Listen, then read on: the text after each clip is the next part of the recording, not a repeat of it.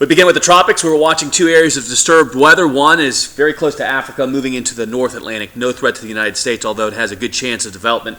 The other one is heading into the Caribbean. Now, yesterday we had a moderate risk for development.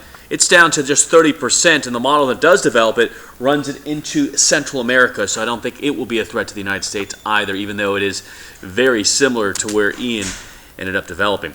Let's talk about our forecasts. Grab the jacket this morning. Temperatures are awfully cool. Let's just call it very cool. About 51 is where we'll start off this morning.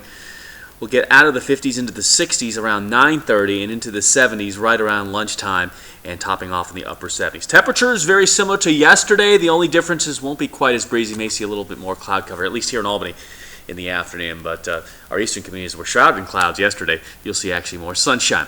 Pleasant this evening, 72 to 60, and then another very cool start tomorrow. 52 degrees is where we'll start. Frontal system going all the way across the Florida Peninsula. Meantime, high pressure is really the main feature here, dominating our weather with an upper level low that continues to pump in the drier and cooler than average conditions for our area.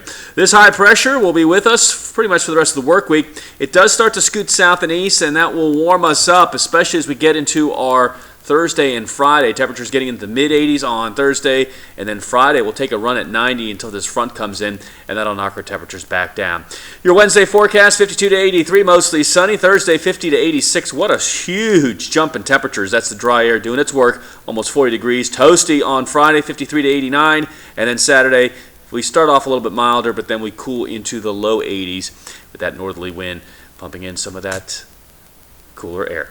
All right. Today in Georgia, 5 to 7 a.m., we'll talk more about your forecast to see when it might rain finally. We'll see you then, 5 to 7 a.m.